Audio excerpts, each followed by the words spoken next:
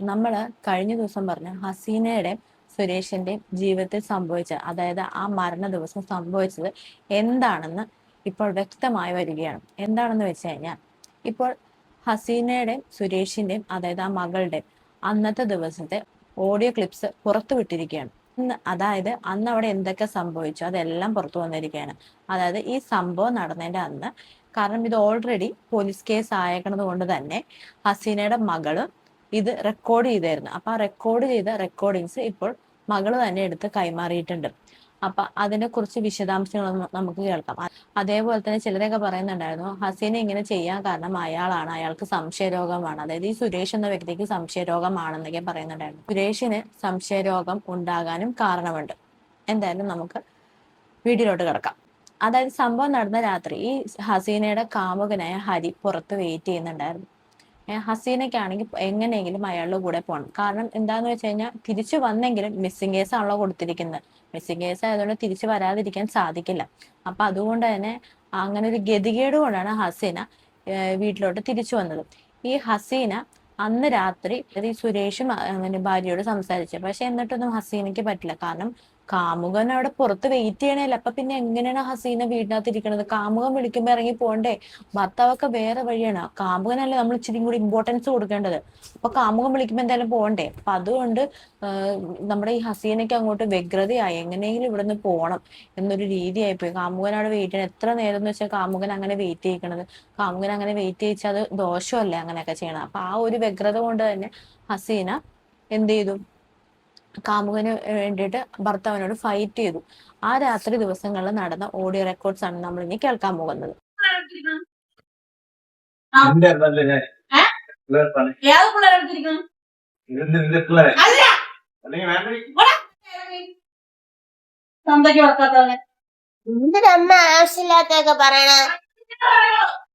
ഇവര് പറഞ്ഞത് കേട്ടോ, അതായത് ഭർത്താവിനെ വിളിക്കണതാ തന്തയ്ക്ക് പെറുക്കാത്തവനെന്ന്. ഇവരെ മൈൻഡ് ഒന്ന് ആലോചിച്ച് നോക്കിക്കപ്പോ. ഇവരാണ് കുറെ പേര് വന്ന് സപ്പോർട്ട് ചെയ്ത് പറഞ്ഞുകൊണ്ടിരുന്നത്. അതായത് സുരേഷിന് സംശയരോഗമായതുകൊണ്ടാണ് ഇങ്ങനെ ഒരു സംഭവം ഉണ്ടായത് എന്നൊക്കെ പറഞ്ഞിട്ട് ഒരുപാട് പേര് വന്ന് സപ്പോർട്ട് ചെയ്തുകൊണ്ടിരുന്നത്. ഇപ്പോൾ മനസ്സിലായോ ഇവരുടെ സ്വഭാവം പുറത്തോട്ട് വരുന്നത് കണ്ടോ? ഇനിയുണ്ട് ബാക്കി, ഇവിടെ നമുക്ക് കേട്ടു നോക്കാം.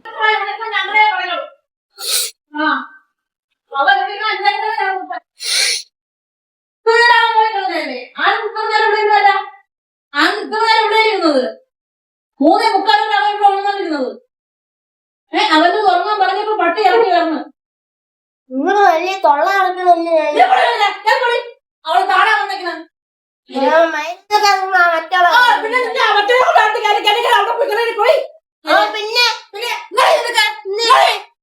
പട്ടി പട്ടി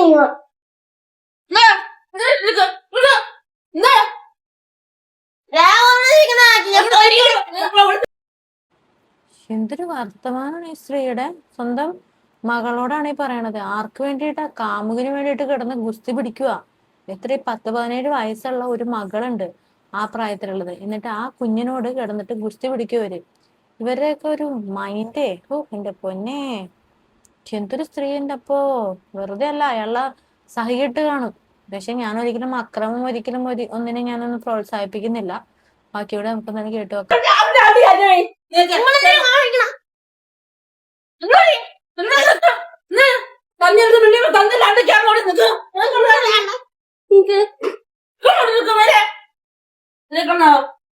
അപ്പൊ ഒരു തേങ്ങ ഉണ്ടാക്കാൻ അറിഞ്ഞൂടാ.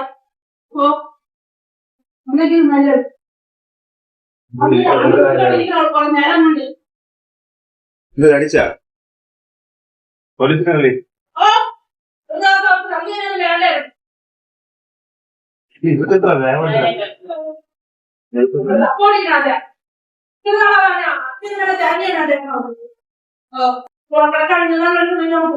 അതായത് അന്നേരത്തേക്ക് സുരേഷ് ഇറങ്ങി വന്ന് ചോദിക്കാണ്, അടിച്ചോന്ന്, അത് കുഞ്ഞിനെ അടിച്ചോന്ന്, ആ പെൺകുട്ടിയെ അടിച്ചോന്ന് ചോദിച്ചപ്പോഴത്തേനും അങ്ങനെയാണെങ്കിൽ പോലീസിനെ വിളിക്കാൻ പറയണേ, അച്ഛൻ പറയണേ, സുരേഷ് പറയണേ.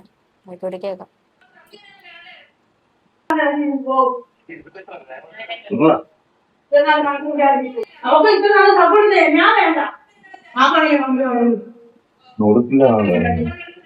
അവന്റെ മച്ചാൻ വരികയായിരിക്കും. അതാണ് ഇവിടെ എഴുതിക്കാൻ പോകാൻ പറ്റും. മനസ്സിലായോ?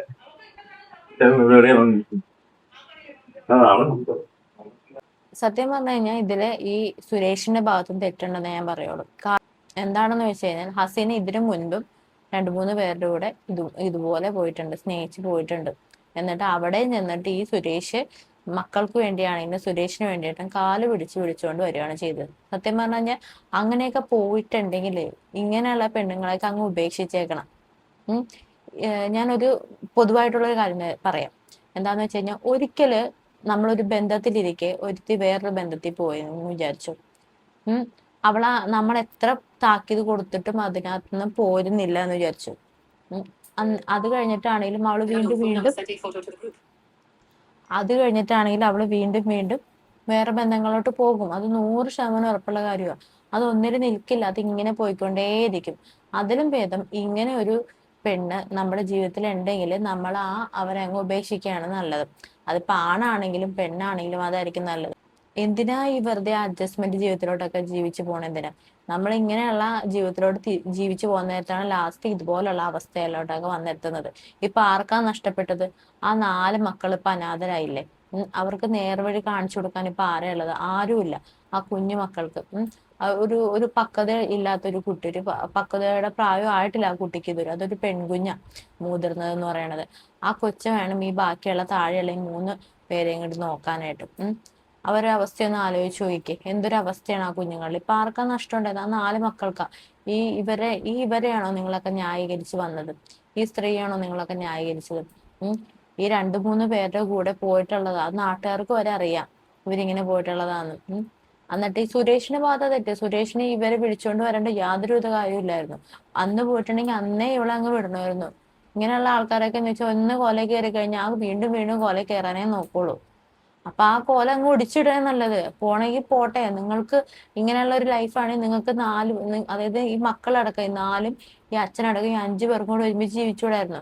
ഇതേപോലെയുള്ള വേറെ ഫാമിലീസ് ഉണ്ടെങ്കിൽ അവരും ഇതുപോലെയുള്ള കാര്യങ്ങൾ തന്നെ ചെയ്യുക. ഒരിക്കലും ഈ മരണം എന്നൊക്കെ പറഞ്ഞ ഒരിക്കലും ഒന്നിനൊരു അവസാനമല്ല. കാരണം അവസാനം അതാണെന്ന് വിചാരിച്ചപ്പോ ലാസ്റ്റ് 4 മക്കളുടെ ഗതി എന്തായി 4 മക്കളുടെ ഗതി? അപ്പൊ അതുകൊണ്ട് ഇങ്ങനെയുള്ള ലേഡീസ് ആയിട്ടൊക്കെ, അതായത് ഇങ്ങനെയുള്ള ഒരു കുടുംബജീവിതം നിങ്ങൾക്ക് ആർക്കെങ്കിലും ഒക്കെ ഉണ്ടെങ്കിൽ അത് അവിടെ വെച്ച് ഫുൾ സ്റ്റോപ്പ് ചെയ്തിട്ട് നിങ്ങൾ അവിടുന്ന് മാറുക. അത് ഇങ്ങനെ എന്തോ ഒരു സ്നേഹം ഉണ്ടെന്ന് പറഞ്ഞാലും അത് അവസാനം ഇങ്ങനെ തന്നെ വരുള്ളൂ. അപ്പൊ അതുകൊണ്ട് സ്നേഹത്തെക്കാളും വലുത് ജീവനാ നല്ലത്. അപ്പൊ അതുകൊണ്ട് ഇങ്ങനെയുള്ള റിലേഷൻഷിപ്പ് ഒക്കെ നമ്മുടെ ലൈഫിൽ ഉണ്ടെങ്കിൽ അത് അവിടെ വെച്ച് അങ്ങ് ഒടിച്ചിടുക. അത്രേ നമുക്ക് ചെയ്യാനുള്ളൂ. അല്ലെങ്കിൽ അവസാനം ഇതായിരിക്കും ഗതി. ഇനി ഹസീനനെ സപ്പോർട്ട് ചെയ്ത് പറഞ്ഞില്ല എന്ന് ആരും പറയരുത്. ഞാൻ അതുകൊണ്ടാണ് ആദ്യം തന്നെ, കാര്യം വെച്ചാൽ എനിക്ക് ഈ കഥകളൊക്കെ കേട്ടപ്പോ ശരിയാണ്, ഇന്ന് ആള് ജീവനോടില്ല. പക്ഷെ ഈ കഥകളൊക്കെ കേട്ട് കഴിഞ്ഞപ്പോഴത്തേനും എനിക്ക് ഈ സ്ത്രീയോട് താല്പര്യം തോന്നിയില്ല. ഇനി നിങ്ങൾക്ക് താല്പര്യം തോന്നിയവർക്ക് തോന്നിക്കോളൂ, എനിക്കൊന്നും പറയാനില്ല. പക്ഷെ ഞാൻ എൻ്റെ ഉള്ളിലുള്ള കാര്യങ്ങളാണ് പറഞ്ഞത്. കാരണം വെച്ചാൽ ഈ ഒരു സ്ത്രീ കാരണം എത്ര പേരുടെ ജീവിതം നഷ്ടപ്പെട്ടത്. നന്നായിട്ട് ജീവിച്ചുകൂടായിരുന്നു. ആ പെണ്ണിന്റെ അമ്മ, അതായത് ഈ സ്ത്രീയുടെ അമ്മ ഒരുപാട് തവണ ഇവരെ പറഞ്ഞ് മനസ്സിലാക്കിയതാ. എന്നിട്ടൊന്നും അവർക്ക് പറ്റില്ല. ഈ സുരേഷിന് സംശയരോഗം എന്ന് പറയുന്നുണ്ട്. സംശയരോഗം ആണെങ്കിൽ അത് എങ്ങനെ ഉണ്ടായത്? എങ്ങനെ? ഇവര് കാരണമല്ലേ, അല്ലാതെ പെട്ടെന്ന് ഒരാൾക്ക് ഓടിക്കേറി സംശയരോഗം വന്നതല്ലല്ലോ. ഇവര് ഇതുപോലെ പ്രവർത്തികൾ കാണിക്കാൻ നേരത്ത് പിന്നെ ഏത് ഭർത്താവിന് സംശയരോഗം ഇല്ലാതിരിക്കണത്? ഉണ്ടാവും, സ്വാഭാവികമായിട്ടും ഉണ്ടാകും. ഒരിക്കലും ഒരുത്തന്റെ കൂടെ പോയി പിന്നെ നമുക്ക് എത്ര ഇതുണ്ടാക്കിയാലും വിശ്വാസം ഉണ്ടാവില്ല. ഇപ്പൊ ഇവൻ എന്റെ ലൈഫിൽ ഒരു കാര്യം തന്നെയാണെങ്കിൽ, ഇപ്പൊ ഞാനൊരു ഉദാഹരണമായിട്ട് എന്നെ തന്നെ പറയുകയാണെങ്കിൽ, എന്റെ ഹസ്ബൻഡ് വേറെ ആളുടെ റിലേഷനിൽ പോയി. പിന്നെ അദ്ദേഹം വേറൊരു റിലേഷൻ പോകില്ല, എനിക്ക് യാതൊരു ഉറപ്പും പറയാൻ പറ്റില്ല. അദ്ദേഹം തന്ന വാക്കിന് പുറത്ത് എനിക്ക് ഇതാക്കാൻ പറ്റുമോ? ഒരിക്കലും ഇല്ല. എനിക്ക് സംശയം ഉണ്ടാവും. അദ്ദേഹം ഒന്ന് മാറി നിന്ന് കോള് ചെയ്ത് നോക്കിക്കോ, എനിക്ക് സംശയം ഉണ്ടാവും. അത് സ്വാഭാവികമാണ്. അതിപ്പോ എല്ലാവർക്കും വരുന്നത്. അതായത് എനിക്കൊരു സംശയ രോഗമാണെന്ന് ഒരിക്കലും പറയാൻ പറ്റത്തില്ല. അപ്പൊ എനിക്ക് പറയാനുള്ളത് ഇത്രയാണ്. ഇനി എന്തായാലും നിങ്ങളുടെ അഭിപ്രായം എന്താണെന്ന് വെച്ച് കഴിഞ്ഞാൽ അത് കമന്റ് ചെയ്യൂ. നിങ്ങളുടെ ലൈഫിൽ നിങ്ങൾക്ക് ഇങ്ങനെയുള്ള ആരെങ്കിലുമൊക്കെ പരിചയം ഉണ്ടെങ്കിൽ അവരുടെ കഥയും കൂടി നിങ്ങൾക്ക് പറയാൻ പറ്റുമെങ്കിൽ പറയുക. അത് കേട്ട് മറ്റുള്ളവർക്കൊന്ന് എന്താ പറയാ, നന്നാവാൻ ഒരു ചാൻസ് ഉണ്ടെങ്കിൽ നന്നാവട്ടെ. അല്ലാതെ നമ്മൾ എന്ത് പറയാ. പിന്നെ ചിലര് ഞാൻ കഴിഞ്ഞ ദിവസം ചോദിച്ചു കഥേനെ കുറിച്ച് പറഞ്ഞായിരുന്നു. അത് പറയണമെന്നുണ്ട്. നമുക്ക് സമയവും ഇതൊക്കെ ഒത്തിറങ്ങി വരാൻ നേരത്ത് നമുക്ക് ഒരിക്കൽ ഇത് പറയാം കേട്ടോ. അപ്പൊ എല്ലാവർക്കും ബൈ ബൈ.